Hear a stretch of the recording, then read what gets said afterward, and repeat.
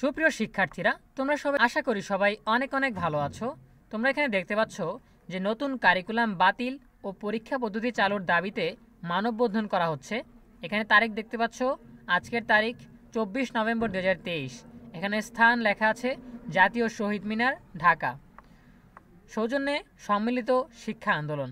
তোমরা দেখেই বুঝতে পারছো নতুন কারিকুলাম বাতিল এবং পরীক্ষা পদ্ধতি চালু রাখার দাবিতে আজকে জাতীয় শহীদ মিনারে মানববন্ধন করেছে সম্মিলিত শিক্ষা আন্দোলন। তাদের আন্দোলন কর্মসূচি বা মানববন্ধন কর্মসূচি সম্পর্কে বিস্তারিত জানবো আমাদের আজকের ভিডিওতে। শুরু করার আগে সবার কাছে ছোট্ট একটা রিকোয়েস্ট করছি, যারা এখনও আমাদের চ্যানেলটিকে সাবস্ক্রাইব করনি তারা এখনই সাবস্ক্রাইব করে রাখো, তাহলে পরবর্তীতে তোমাদের জন্য প্রয়োজনীয় সকল শিক্ষণীয় আপডেট, সকল পরামর্শ সবার আগে পেয়ে যাবে। তাহলে চলো আমরা আর দেরি না করে সরাসরি মূল টপিকে চলে যাচ্ছি। এখানে তোমরা একটা নিউজ দেখতে পাচ্ছ, নতুন কারিকুলাম বাতিল সহ 8 দাবি শিক্ষা আন্দোলনের। আমরা বিস্তারিত জানার জন্য একটু নিচে স্ক্রল করছি। নতুন কারিকুলাম বাতিল, নম্বর ভিত্তিক মূল্যায়ন পদ্ধতি চালু এবং শিক্ষার্থীদের দলগত কাজে ডিভাইসমুখী হতে অনুৎসাহিত করা সহ 8 দফা দাবিতে মানববন্ধন করেছেন অভিভাবক পরিচয়ে শতাধিক মানুষ। আজ শুক্রবার 24 নভেম্বর রাজধানীর কেন্দ্রীয় শহীদ মিনারে সম্মিলিত শিক্ষা আন্দোলনের ব্যানারে এই কর্মসূচি পালিত হয়। ফেসবুক ভিত্তিক এই গ্রুপের দাবিগুলো হলো: 1. শিক্ষানীতি বিরোধী নতুন কারিকুলাম সম্পূর্ণ বাতিল করতে হবে। 2. নম্বর ভিত্তিক 2টি সাময়িক লিখিত পরীক্ষা কমপক্ষে 60 নম্বরের জন্য চালু রাখতে হবে এবং ধারাবাহিক মূল্যায়ন হিসেবে 40 নম্বর রাখতে হবে। 3. নবম শ্রেণী থেকেই শিক্ষার্থীর আগ্রহ অনুযায়ী বিষয় নির্বাচনের সুযোগ বা বিজ্ঞান বিভাগ রাখতে হবে। 4. চতুর্ভুজ, বৃত্ত ও ত্রিভুজ ইত্যাদি নির্দেশক বা ইন্ডিকেটর বাতিল করে নম্বর ও গ্রেড ভিত্তিক মূল্যায়ন পদ্ধতি রাখতে হবে। 5.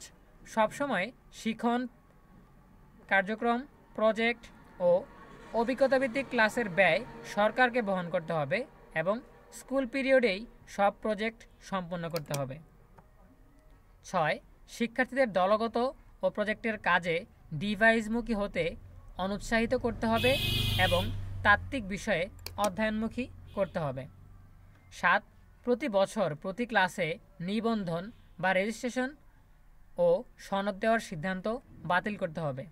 প্রাথমিক ও জুনিয়র বৃত্তি পরীক্ষা চালু রাখতে হবে এবং এসএসসি ও এইচএসসি 2টি পাবলিক পরীক্ষা বহাল রাখতে হবে।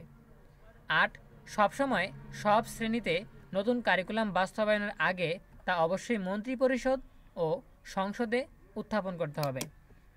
এই ছিল তাদের দাবি। এই দাবিগুলো আমরা কিন্তু পূর্বেও দেখেছি।